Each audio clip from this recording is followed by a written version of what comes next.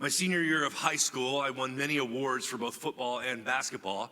And one of the privileges that came with that is I got an invitation to a special spring football game that in the province that I was in Saskatchewan, Canada, paired the best of the southern part of the province against the best of the northern part of the province in an all-star classic spring football game.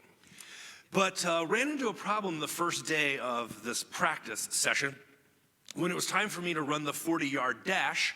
For a big man, I was pretty fast, but not super fast. And I ran my 40, and your time comes up on this big clock, and it was slower than I had hoped. Certainly slower than some of the other guys. So they had me run it again. I ran it, and my score was no better. So one of the coaches from another school took me aside and said, "Who taught you how to run?" No one's silly. No one teaches you how to run. I said, "Well, no one taught me how to run. It's just like walking, but you move your legs faster." He goes, "Oh no." Like, he realized I was so remedial in my understanding of the mechanics and the actual technique of running. It sort of explained why I didn't run that fast. And so he gave me a little pep talk, a little coaching session, some one-on-one consultation. And he taught me but I'll never forget the question, who taught you to run? It comes back to me all the time when I try to do something sort of by default, and maybe it doesn't go so well. And I think, where did I even learn that? Who did I get that from? Or who did I see that I'm imitating or modeling myself? So you'll be happy to know that the next time later in the day when I ran the 40, it was pretty shocking how much faster I was with one tutorial. And I've always thought about that. Who taught you how to run? So today I want to ask you a simple question modeled on that. Who taught you how to hope? Where did you learn that from? Who are you imitating? What are you modeling your hope on? Who taught you how to hope? Because my fear is like my running style. That I said, well, it's just like walking, but you just move your feet faster. That many of you, when you think of hope, my fear is that what you really are thinking of, it's like wishing, but harder. Right? It's in the same genre, it's just different by degree. It's like wishing, but just more intensely. And I want to say to you, oh no, that would explain some things. Because hope is not wishing harder. Like when you blow out your birthday candles and you wish for something, that's not different. That's different from hope, not in degree, but I'm going to argue in kind. Hope is an entirely different muscle group than wishing. Like for instance, if I wanted to do something like ride my bike in the mornings, and I said, I hope it's warmer tomorrow. All I would have to do is look at my forecast, the app in my phone, or the Weather Channel, which you know I love, and see that it's not going to be warmer tomorrow morning. What I'm really doing there is wishing. I wish it were different. Hope, I'm going to propose, is the hard work that it requires to make the world a different way. Hope should be a verb in this sense. But when we say hoping, like we can't just make it a gerund, right? We can't just add ing to the end and then it magically becomes better. Because hoping, for many people, if you think it's just wishing but harder or more intense, it doesn't help very much. So we got to talk about what it would look like to move hope, which is our theme for this first week in Advent, to move it out of the category of wishing and into the category of working out, of working hard. I've never really known what to do with the saying, If life gives you lemons, make lemonade. I suppose that it's a good start, right? Because let's be honest, life can throw you some tough pitches. It can really be difficult. Life can beat you down pretty good. Throw you some twists and turns you didn't see coming and don't feel prepared for. Sometimes life gives you lemons. So I suppose that a good first step is making lemonade. I don't want to belittle that. If you're not doing that, then what are you doing? Just puckering up and enduring, right? At least making lemonade, that's a good start. I don't like the saying, though, because there's a built-in resignation to it. Sort of, I'm resigned to my fate. Like, this is the best it can get. And I think that's where hope comes in. So it would be like if you are sitting on your back porch or your patio, during the summer months, enjoying a cup of tea or a glass of lemonade, and saying to yourself, I wish we had apple trees so that we could pick apples this fall. But you can't wish for apple trees, right? If life has given you lemons, you can make lemonade. You can't wish for apple trees. What would be required of us if we wanted apple trees, apples to pick in the fall, is we would have to do the inconvenient thing of getting up out of our lawn chair, setting down the delicious beverage, and then getting on our knees with a trowel or a shovel and beginning to prepare the soil. Because you don't wish for apple trees, you hope for them. And hope requires hard work. Hope digs the hole, and hope puts the seed in there, covers it back over.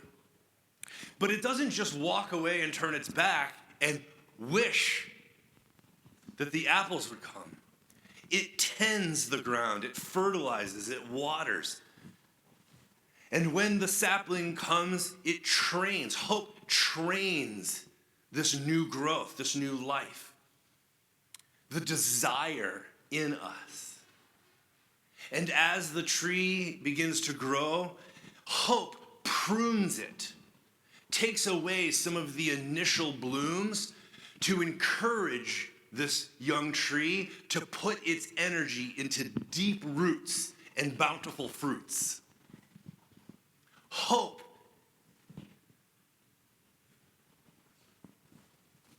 prunes the tree. Hope makes the difficult choices of what limbs to leave and which to remove so that the tree has its best chance at a strong trunk and fruitful branches. It doesn't neglect the hard work and just wish it turns out good. Hope is hard work.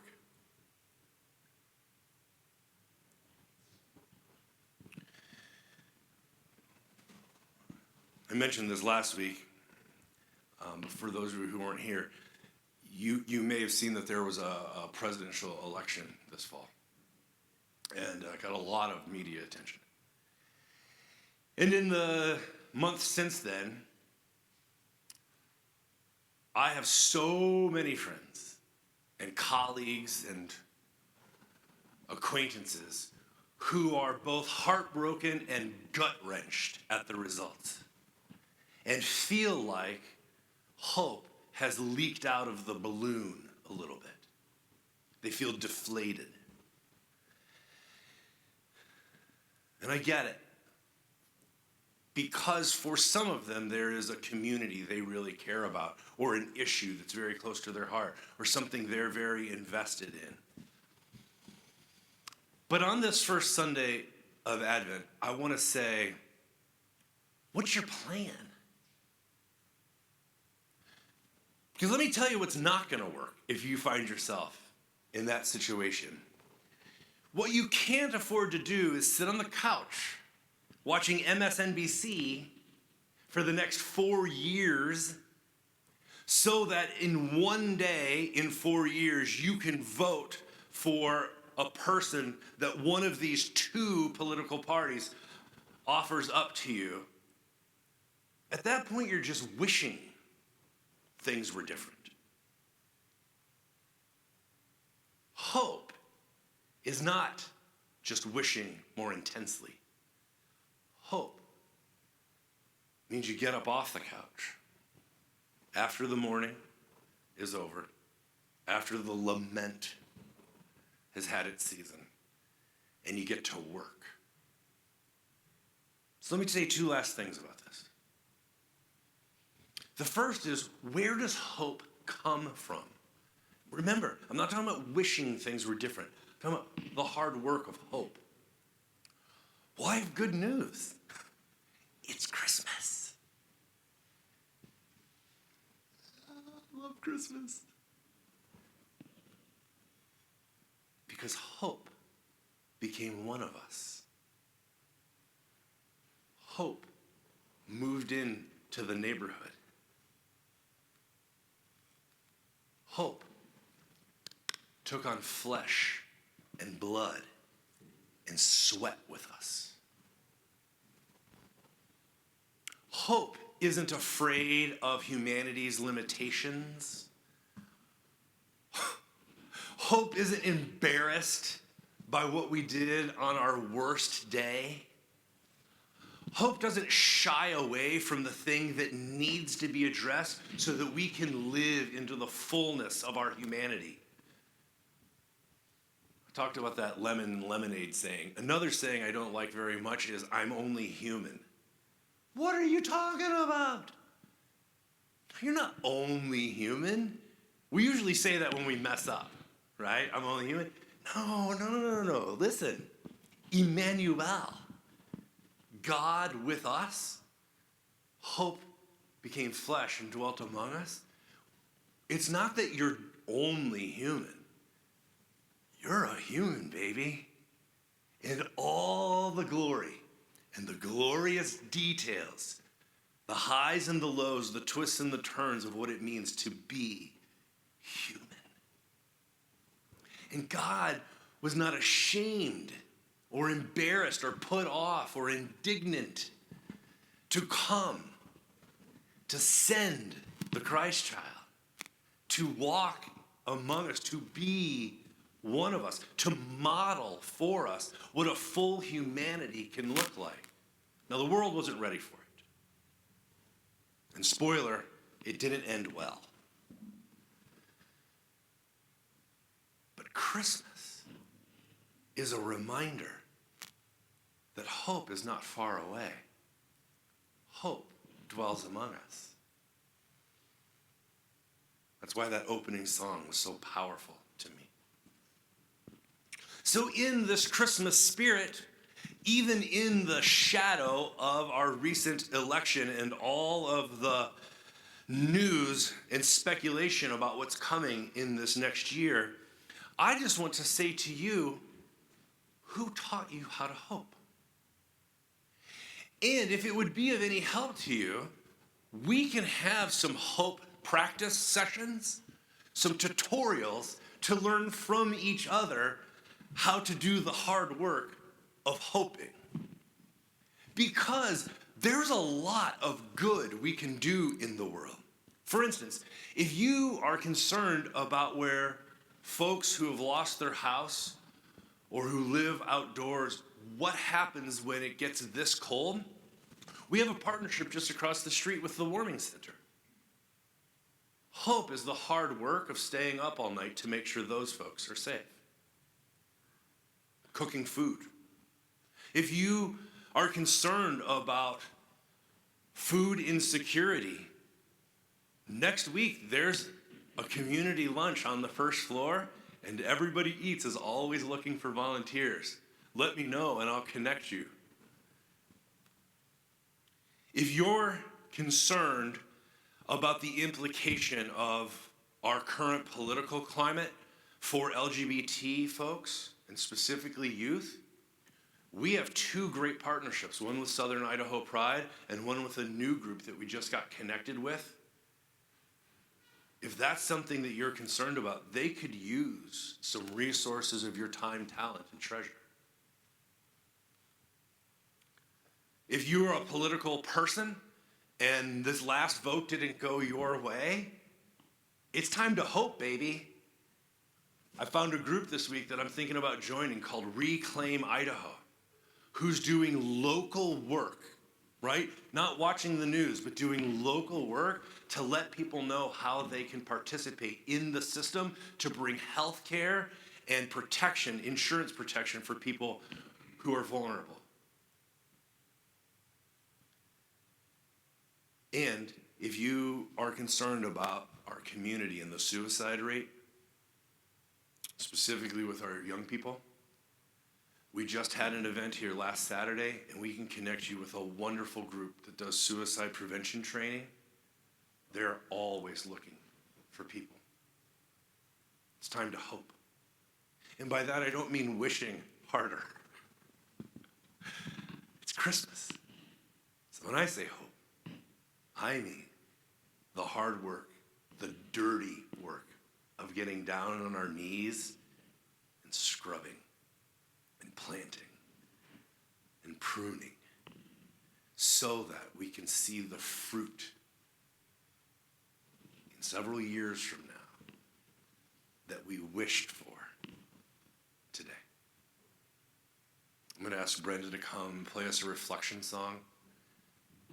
I just invite you, whether you want to close your eyes or find something beautiful in this space or one of the colors on the stained glass, and let this song speak to you and see what comes to your mind for hoping this week.